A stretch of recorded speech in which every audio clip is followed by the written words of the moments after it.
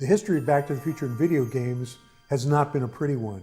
And so my mandate to Telltale when they said we're going to do Back to the Future is this game cannot suck eggs. I was aware of his frustration at previous attempts at making a game. Definitely, like the first time we met, we talked about that. You know, with Telltale, our process starts with the story and the characters, and we apply the story mechanics later. And I think that people were really excited about the potential of where this could go because we really want to protect the license. And you know, also for us, like getting Bob Gale's sign-off was everything. There's never going to be a Back to the Future Part 4. We're not doing that. But Telltale's Back to the Future game is pretty close to what a Part 4 could be. Making a Telltale game is sort of modeled after the TV episodic model where we, instead of telling one story at once, we tell a bunch of stories that are all connected over the course of a season. So in Back to the Future's case, it was 5 episodes.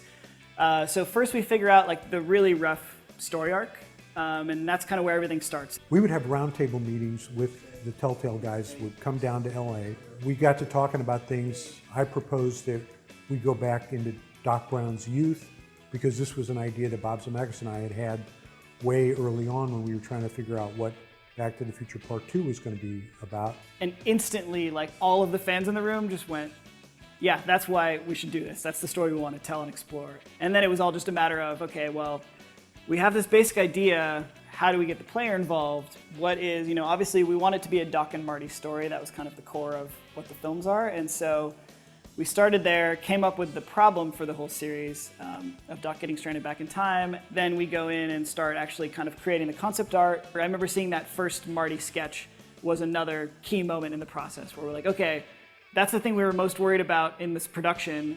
We've got that figured out, now we can move on. Well, the best part of the Telltale guys on the game were they were huge fans of the movie and they wanted to get it right.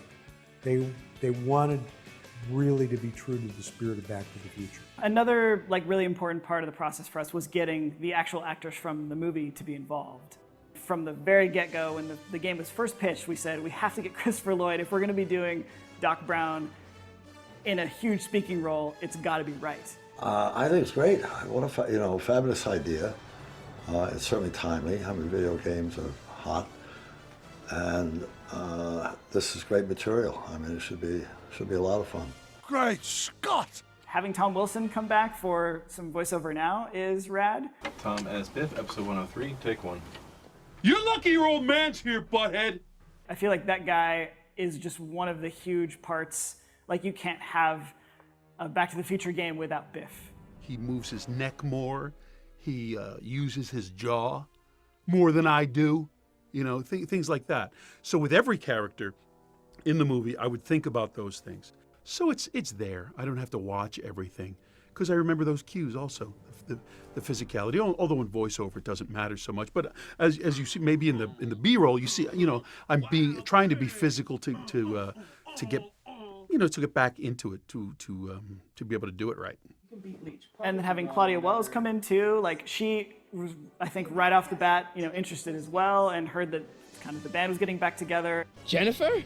What the hell? The coup of all coups was getting Michael J. Fox to participate and be the voice of one of the McFly ancestors. Well, yeah, so when we were trying to get all the cast together, we spoke with Michael J. Fox, but due to time commitments, couldn't be, you know, full-time like we needed him. But we got him to do the cameo, which was awesome. And I almost feel like that was almost a cooler use of him nowadays. But then the search turned to how do we find someone to do a Marty who can just come in and be our main character, and it was a really big worry for a while. I voiced Marty McFly in Back to the Future, the game. That is what I did. Jesus Christ, Doc, you disintegrated Einstein! Pressure, yeah. To be like, oh, you know that amazing, iconic role that everyone loves and knows and can quote lines from, and that incredibly famous, wonderful actor, Michael J. Fox. Can you just replicate that? That's what I had going on in the back of my head. So yeah, it was a lot of pressure. At one point, we got an email from our accountant who said that she'd gotten emailed an MP3 from some kid who said he would like to be Marty in the Back to the Future game. I heard about this. I saw a news article, Telltale Games making Back to the Future and Jurassic Park into a game.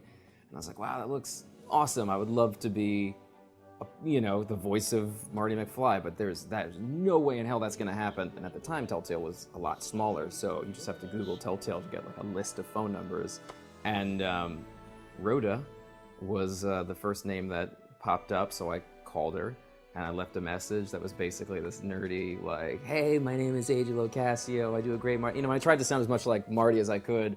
I was like, it's my density to have this role. But I remember it going across someone's desk, them hearing this audition and just saying, man, this kid sounds exactly like Michael J. Fox when he was young. Doc, you gotta listen to me.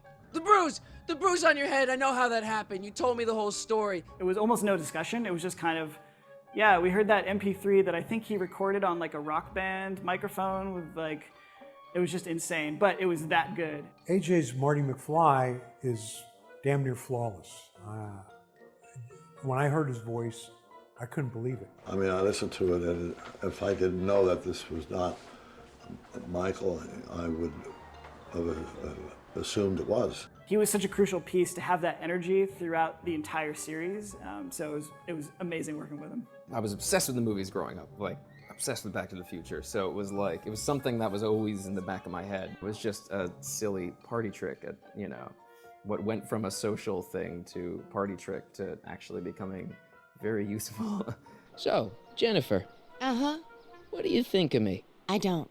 Working on this from a fan perspective was the most pressure I've ever felt on anything.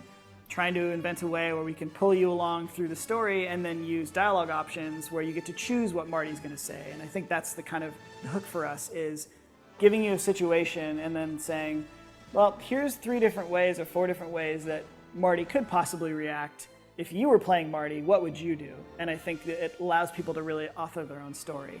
Telltale's Back to the Future game is the only game that deserves to be called Back to the Future. It's very true to the spirit of the movies. The voice acting is terrific. The characterization is great. And with the new consoles, the game is just going to sparkle and jump off the screen.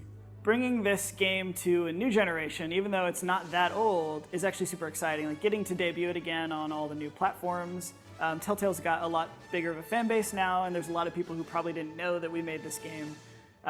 But it's still got a lot of the same core principles that are fun in a Telltale game. You know, we're taking this thing that's super familiar and we're putting our own story in it and allowing you to play it. So in time with the 30th anniversary of the films, now we're getting to kind of add to what's out there in the media and saying, like, you know, you're rebuying the movie again and watching it, here's a game you might enjoy as well. And it kind of, you know, watch the movies first, get back the nostalgia, and then right after the movie ends, you can pop in the game and continue the story from there.